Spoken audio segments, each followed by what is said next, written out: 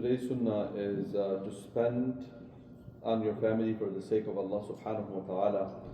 As we know that the Prophet sallallahu alaihi wasallam, he had a mission, he was extremely busy and he didn't really have much time to work and to gain money or anything like that. Yet he sets an example for us to spend on our families. A lot of times we get busy and we think that we need to save up or we need to put in investments or we need to do one thing or another thing, but we actually forget the moment, and the moment is to actually spend that money on the family right there and then, especially when it comes to wives and children.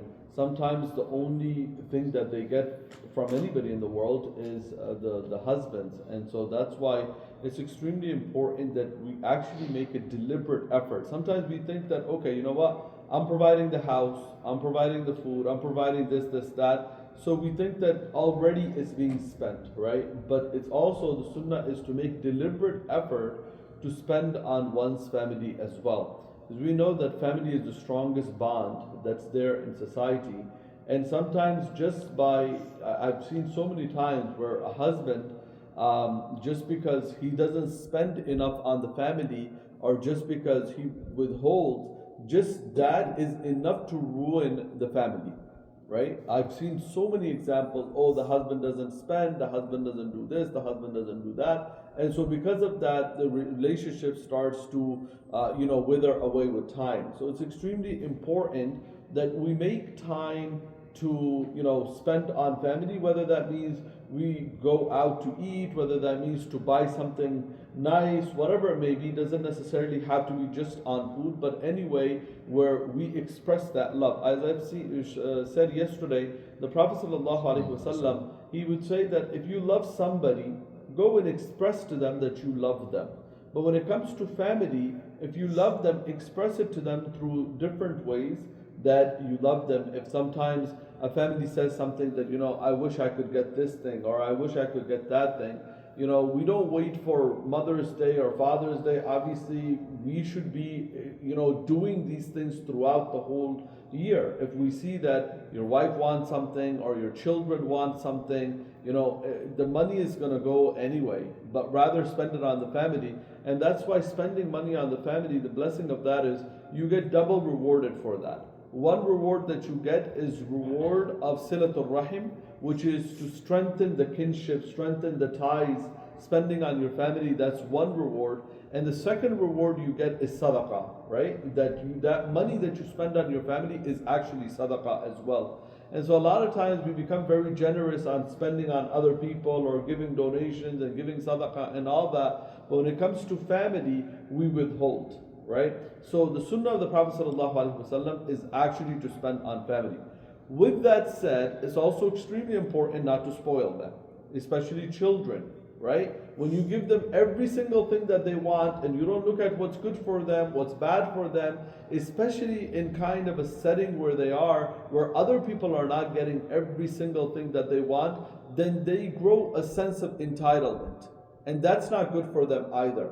So there's that balance that yes, we spend on the family, but not in a way, especially when it comes to children, not in a way where they feel spoiled, that they think that, okay, you can get anything without working for it.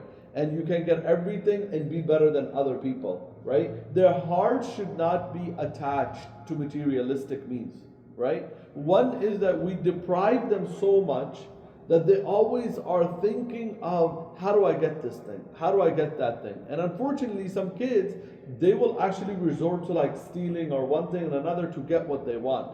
But at the same time, sometimes we give them so much that they start to lose value and they start to think that, okay, everything is achieved so easily in life. So you see this balance in the life of the Prophet ﷺ, that he took care of his family, he spent on them and all that, yet at the same time, there were times of struggles, there was times where there was no fire lit in the family, in any of the houses of the Prophet ﷺ. So you see that as well. So the children should be used to some level of, not necessarily qurbani, but some level of thing that, okay, you know what? This is not Jannah for us where you get every single thing. You are going to get something, we are going to spend on you, you are going to be taken care of, but it's not going to be where whatever your wishes, we are definitely going to do every single one of that. Abu Masud radiallahu anhu, he narrates that the Prophet ﷺ said, if a man spends on his family sincerely for the sake of Allah, then it is like alms giving in reward for him. It is like alms giving, meaning it's like basically giving sadaqah. So if you spend on your family, don't think that, oh, it's just going to waste. Now, similarly, Abu Hurairah radiallahu anhu said, the Prophet ﷺ said, out of a dinar you spend in Allah subhanahu wa ta'ala's way, a dinar to free a slave, a dinar as charity, a dinar you spend on a needy person, and a dinar to support your family. The one that yields the greatest is the one that you spend on your family. This is a very eye-opening hadith, because a lot of times we emphasize every single thing, yet we don't emphasize spending on the family enough.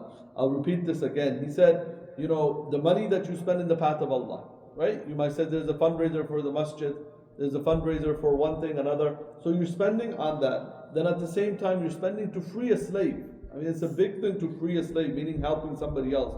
You're giving it as charity, right? Some organization, something's there, you're giving it to them. Then somebody's in extreme need and you give it to a needy person. And then you give to your family. Out of all of that, the one that has the greatest reward is the one that you spend on your family. Right? With that said, again, there should be that balance. That doesn't mean that we don't do any of the above. Right? We don't need to spend on charity or the path of Allah or this thing and that thing, and we only spend on family. We see a lot of people doing that as well. Again, there's the balance. The Prophet ﷺ Sunnah is that he actually spent on all of these things. But he's also encouraging us that we also do not deprive our families as well. Jabir bin Abdullah radiallahu anhu reported, a person from Bani Udra told a slave of his, "You're free after my death." The news reached the Prophet ﷺ, who said, "Do you have any property besides him?" The man said, "No." The Prophet ﷺ said, "Who would buy him from me?" Nu'aym bin Abdullah al-Awadi bought it for 800 dirhams, and this amount was brought to the Prophet ﷺ, who returned it to him, to the owner, and then says, "Start with yourself and spend it on yourself, and if anything is left, it should be spent on your family, and if anything is left after meeting the needs of the family, it should be spent on the relatives, and if anything is left after that from the family, it should be spent like this and that," meaning in front of you or to the right or to the left. So you see again that the Prophet ﷺ didn't just support very spontaneous decisions that, okay, you know what, I'm going to sell my whole entire business and I'm going to give it here, or I'm going to sell my whole entire this and do this with it.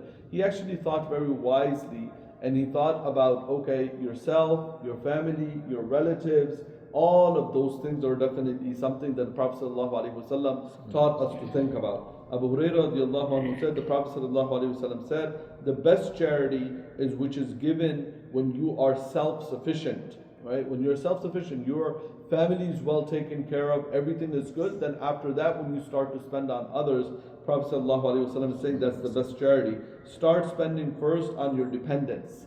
Start spending first on your dependents, because you have to keep in mind, you do not want to put your dependents in a situation where they're begging, where they're holding the lower hand, right, to other people to help them. So that's why it's important that there's this balance. Again, we've seen the Prophet ﷺ spend whatever he's had in the path of Allah. We've seen the Prophet ﷺ free slaves. We've seen the Prophet ﷺ, give charity. We've seen him build a masjid. So there should be that balance, that those things are taken care of. It's not that they're ignored. But at the same time, family is given. And with family, it's also given with some type of moderation, especially children, so that this way they do not become spoiled as well. We ask Allah subhanahu wa ta'ala to allow us to follow all the sunnahs of the Prophet sallallahu alaihi wasallam.